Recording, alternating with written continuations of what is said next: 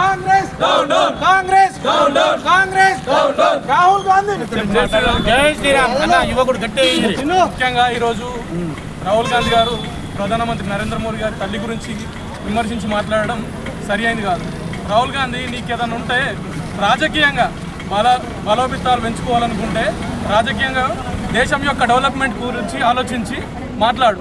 ఒక మోదీ గురించి నువ్వు మాట్లాడే హక్కు లేదు, నీకు ఎలాంటి అర్హత లేదు. ఈ రోజున ఎలాంటి సర్వే పెట్టుకున్నా నీకు వచ్చిన ఓట్లకి మోదీకి వచ్చిన ఓట్లకి డిఫరెన్స్ ఎంత ఉంది? నువ్వు ఏ సర్వేలన్నా ఒక్క సర్వేలన్నా నేషనల్ వైజ్గా సర్వేలు పెట్టిరు, ఆ సర్వేలలో ఒక్క సర్వే అన్నా నువ్వు ముందుకు వచ్చి ఉంటుంటే చూపెట్టాడన్నా.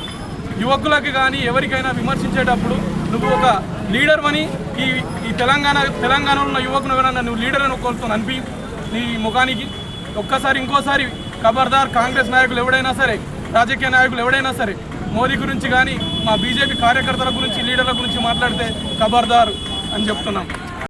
జై శ్రీరామ్. ముఖ్య విషయం ఏమనగా మన నరేంద్ర మోడీ గారి గురించి రాహుల్ గాంధీ గారు మాట్లాడిన మాటలు బాగా బాధాకరంగా ఉన్నాయండి.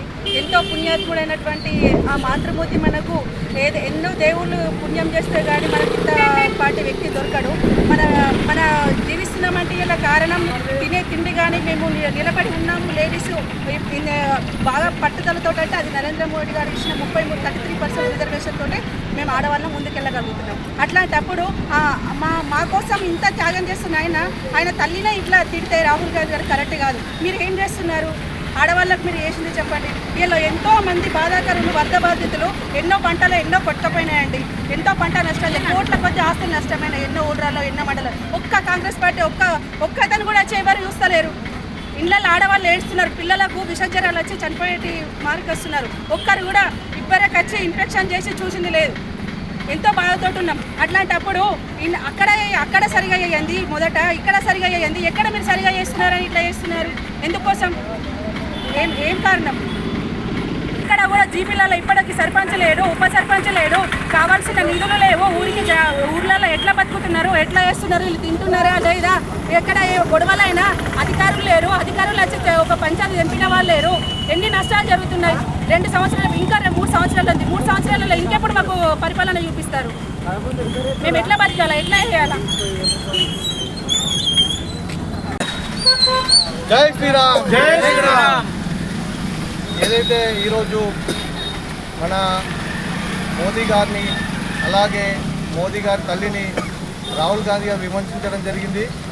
ఈ కార్యక్రమంలో అసలు మోదీది మాట్లాడడానికి రాహుల్ గాంధీకి ఎటువంటి హక్కు లేదు. ఎందుకంటే అతను పరాయి దేశం నుంచి వచ్చిన వాళ్ళ తల్లిని ఫస్ట్ ఆయన క్వశ్చన్ చేసుకోవాలి. మనం ఎక్కడి నుంచి వచ్చి ఏం చేస్తున్నామన్నది. వేరే దేశం నుంచి వచ్చి ఇక్కడ ఉండి ఇక్కడ ఉన్న వాళ్ళ మీద విమర్శలు చేసుడు అన్నీ కరెక్ట్ కాదు. ఆమె ఫస్ట్ ఎక్కడ పుట్టిందో గుర్తుంచుకోవాలా రాహుల్ గాంధీ తల్లి. అలాగే రాహుల్ గాంధీకి కనీసము రోడ్ల పూట పోతే ఇప్పుడు ఉన్న ఎలక్షన్లలో తిరిగితే కనీసం చెప్పులతో కొట్టడానికి మీదికి వస్తారు. అది కొద్దిగా గ్రహించుకొని మోదీ గురించి మాట్లాడడానికి అర్హత కూడా లేదు. కనీసం మోడీ పేరు చెప్పడానికి అర్హత కూడా లేని రాహుల్ గాంధీ ఈరోజు మోదీ గారి గురించి వాళ్ళ తల్లి గారి గురించి మాట్లాడడం చాలా బాధాకరమైన విషయం. ఎందుకంటే కనీసము బాధ్యత రహితంగా బాధ్యత లేకుండా కూడా ప్రవర్తిస్తుండు. కనీసం ఇక్కడ మన తెలంగాణలో కానీ మన దేశంలో కానీ ఆయన ఎక్కడ కూడా ఎటువంటి మాట్లాడే అర్హత కూడా లేనప్పటికీ కూడా ఈరోజు పెద్ద వ్యాఖ్యలు చేస్తుండ్రు. అది వెంటనే ఖండించుకోవాలా, లేకపోతే మా బీజేపీ కార్యకర్తలందరూ కూడా పెద్ద ఎత్తున ఆయనకు బుద్ధి చెప్పాల్సి వస్తుంది. ఈరోజు దొంగ హామీలు ఇచ్చుకుంటా పాలన చేసుకుంటా కాంగ్రెస్ ప్రభుత్వం తీసుకొచ్చడం కాదు. నిజాయితీగా పరిపాలన చేసి నిజాయితీగా మన దేశాన్ని పరిపాలించాలని ప్రయత్నం చేయాలి. కానీ ఈరోజు మా మోదీ గారు చేసే ఒక యజ్ఞంలా పనిచేస్తుండు. రాబోయే కాలంలో ఒక విజన్లా మన ఇండియా అనేది తయారు కాబోతుంది. అలాంటి పనులు చేయాలి. కానీ చాతాని పనులు చేసి దొంగ హామీలు ఇచ్చుకుంటా ఇప్పటికి ఇచ్చిన మన రాష్ట్రంలో ఇచ్చిన హామీలు కూడా ఇప్పటికి కూడా నెరవేర్చకపోగా మళ్ళా ఇంకా వ్యతిరేకత మాట్లాడు పద్ధతి కాదు. ఈరోజు మన రాష్ట్రంలో తీసుకున్నప్పటికీ కూడా రాజీవ్ వికాస్ అని చెప్పేసి మన ఉన్న ముఖ్యమంత్రి గారు పాపం గరీబ్ వాళ్ళు అమ్మాయిలు చదువుకున్న అమ్మాయిలు అసలు డబ్బులు లేని వాళ్ళు అసలు 500,000 రూపాయలు పెట్టి మీ సేవలు అప్లై చేసుకున్నప్పటికీ కూడా వేల కొద్ది సంఖ్యలో అప్లై చేసుకున్నప్పటికీ కూడా రాజీవ్ వికాస్ ఇస్తా అని చెప్పేసి ఇప్పటికి కూడా ఒక రూపాయి ఇచ్చిన దాకా లేదు. మళ్ళీ దాన్ని పోస్ట్ పోన్ చేసేసారు. అలాంటప్పుడు పెట్టడం ఎందుకు? అనవసరంగా డబ్బులు లేని వాళ్ళ దగ్గరికి డబ్బులు తీసుకుని మీ సేవలలో ఖర్చు చేయించడం ఎందుకు? శాతనైతే పెట్టాలా లేకపోతే సపడాగా మా కూర్చోాలా అంటే దొంగ హామీలు ఇచ్చుకుంటా ఈరోజు రాష్ట్రం వెళ్తేందుకు ముఖ్యమంత్రి హోదాలో కూర్చుండగానే పెద్ద ఇది కాదు. ఏదైతే మనం హామీలు ఇచ్చినామో హామీలు నెరవేర్చినప్పటికే నెరవేర్స్తేనే నిజమైన పరిపాలన చేసినా ఉంటుంది. ఏదైనా చేయకుండా దొంగ హామీలు ఇచ్చుకుంటా ప్రతి ఒక్కటి కూడా ఎప్పటికీ రైతు బంధు కూడా సరిగా లేదు, రైతు బీమా కూడా సరిగా లేదు. రైతు బీమా చనిపోయిన వ్యక్తి కూడా సరే కరెక్ట్ టైంకు వస్తలేవు డబ్బులు. అలాగే రైతుకు సంబంధించిన పంట నష్టమైన ఎంతోమంది ఇప్పుడు బాధపడుతున్నారు. కనీసం వాళ్ళకు మద్దతు తెలపకుండా కూడా ఈరోజు ఎక్కడో కూర్చుండి వేరే రాష్ట్రాల కూడా తిరుగుకుంటా మనకి ఇక్కడ సహకారం అందించాల్సిన గవర్నమెంట్ హెలికాప్టర్లను కూడా వేరే రాష్ట్రం తీసుకెళ్ళి దానికి ఎలక్షన్లకు వాడుకుంటూ ఎంత దృష్టి అంటే బాధాకరమైన విషయం.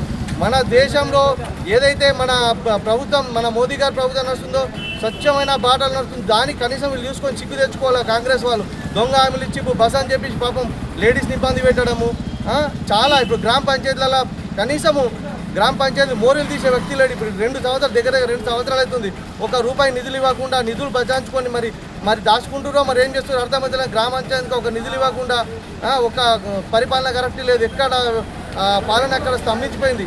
కావున దయచేసి కాంగ్రెస్ వాళ్ళకి ఖబర్దార్ చెప్తున్నా, మీకు శాతనైతే నిజమైన పరిపాలన చూపించండి. కానీ ఇంకొకరిని విమర్శించేంత మీకు మోదీ గారి గురించి మాట్లాడే అర్హత కూడా మీ కాంగ్రెస్ వాళ్ళకి లేదని ఈ విధంగా మేము తెలుపుకుంటున్నాము. జై శ్రీరామ్.